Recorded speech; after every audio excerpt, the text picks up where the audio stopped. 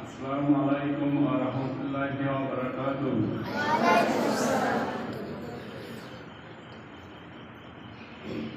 এতক্ষণ ধরে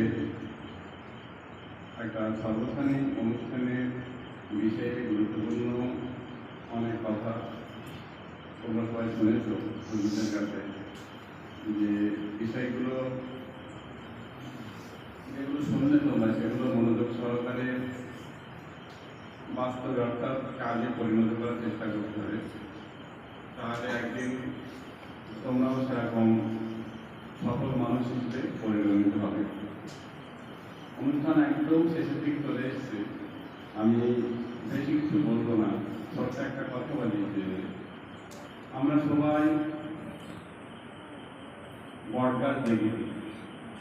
যতটুকু আমার জানা আছে যে গাছের মধ্যে বট গাছ খুব বড় হয়, কিন্তু বট গাছের যে বীজ অর্থাৎ যে দানাটা হয় খুব ছোট্ট একটুখানি, মানে হাতের টিপের মধ্যে দিলে সেরকম ছোট দেখা যায়, কিন্তু সেই ওই ছোট্ট একটা বীজের মধ্যে অত বড় একটা বট গাছ লুকিয়ে থাকে। সেই বীজ থেকে আস্তে আস্তে একটা দুটো পাতা হতে হতে প্রচন্ড বড় আকারে একটা বট গাছ তৈরি হয়।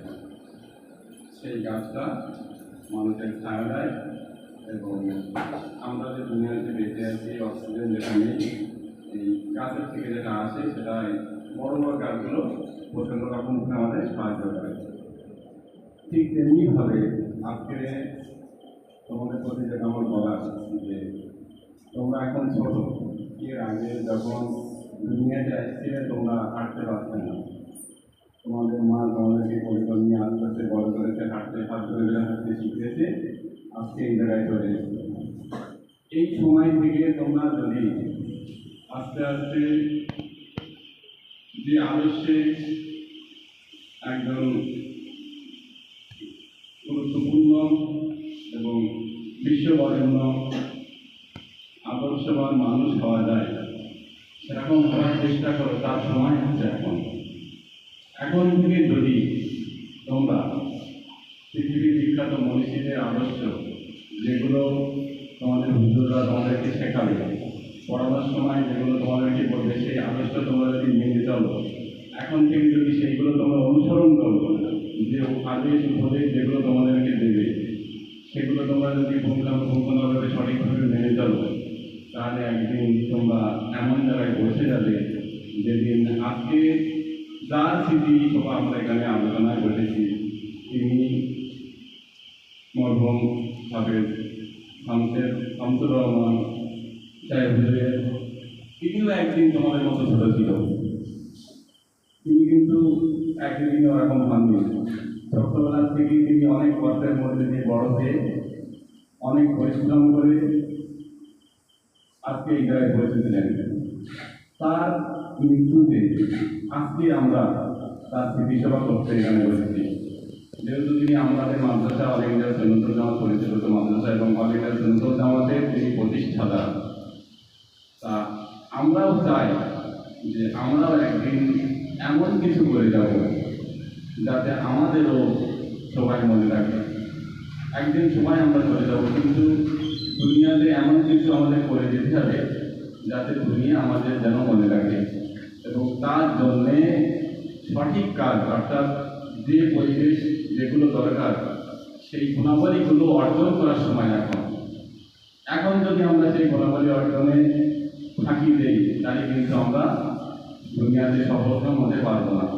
অর্থাৎ একজন আদর্শ ব্যক্তিত্ব, আদর্শ মানুষ হতে গেলে যেগুলো অর্জন করার প্রয়োজন সেগুলো অর্জনের সময় এই ছাত্র অবস্থা। এখন থেকেই তোমাদের প্রত্যেকেরই সেই আদর্শ, অর্থাৎ তোমাদের হুজুররা যেগুলো বলবে, যেগুলো পালন করবে সেগুলো করবে না, যেগুলো করার দরকার সেগুলো করতে হবে।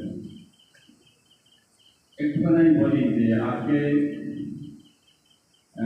পরীক্ষার রেজাল্ট যখন বার হয়, দেখা যায় যে কোন একটা ছেলের ছবি খবরের কাগজে দিয়েছে। 5 লাখ ছেলে পরীক্ষা দিল, 10টা ছেলের ছবি খবরের কাগজে দিয়েছে। এই যে 10টা ছেলের ছবি খবরের কাগজে দিল, আরও তো প্রচুর ছেলেগুলো পরীক্ষা দিয়েছে, তাদের কিন্তু ছবি খবরের কাগজে আসেনি, মাত্র 10টা ছেলের ছবি খবরের কাগজে আসলো। তাদের যদি পিছনের ইতিহাস অর্থাৎ একটু যদি খোঁজ খবর নেওয়া যায়, তারা কিন্তু ওই জায়গায় এমনি এমনি আসেনি। তারা তাদের পড়াশোনার মধ্যে একটা অত্যাধিক রকমের পরিশ্রম তারা করেছে। সুতরাং সফল হতে গেলে আমি ফাঁকি দিয়ে সফল হবো এটা কিন্তু কখনোই হতে পারে না। সফল হতে গেলে পরিশ্রম করতেই হবে এবং শিক্ষকদের কথা সঠিকভাবে মেনে চলতে হবে। তাহলে একদিন তোমরাও সেরকম সফলতা উচ্চ শিক্ষায় পৌঁছে যাবে। আর তোমরাও সফলতার উচ্চ শিক্ষায় পৌঁছে গেলে নূরপুর চাপাতি ইসলামিয়া দারুল মাদ্রাসার যে সুনাম, সেই সুনামটাও অর্জন হবে। আর তোমরা যদি সেই জায়গাতে ফাঁকি দাও, কোনো খারাপ কর্ম করে ফেলো, তাহলে কিন্তু মাদ্রাসার সুনাম নষ্ট হবে। তোমরাই মাদ্রাসার সব। সুতরাং তোমরা সেরকম করে চলাফেরা করো, হুজুরদের সঙ্গে কথা বলতে সেগুলো শুনবে এবং আদর্শ মানুষ হওয়ার জন্য যেগুলো দরকার সেইগুলো মেনে চলবে, বাস্তবিক সেগুলো তোমাদেরকে বাদ দিতে হবে। এই বলে আমি আমার সংক্ষিপ্ত বক্তব্য শেষ। আসসালামু আলাইকুম।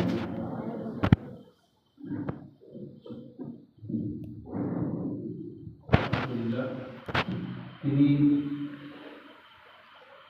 হয়তোবা হুজুরদের মতো করে কোরআন হাদিসকে একটার পর একটা বলে সুন্দর করে কোরআন দিয়ে কথা হয়তো বলেন কি, কিন্তু উনি যে বাস্তব দৃষ্টান্ত দিয়ে যে কথাগুলো বলেছেন, সত্যি বলতে কথাগুলো যদি আমরা আমাদের জীবনে, আমাদের চলার পথে, আমাদের ওঠা বসায়, আমাদের খাওয়া দাওয়ায়, আমাদের কথাবার্তায়, আমাদের পড়াশোনার ভিতর দিয়ে যদি আমরা বাস্তবে রূপ দিতে পারি, তাহলেই আমরা একদিন সফল মানুষ রূপে আমরা আমাদের জীবনটাকে গড়ে তুলতে পারবো ইনশাআল্লাহ।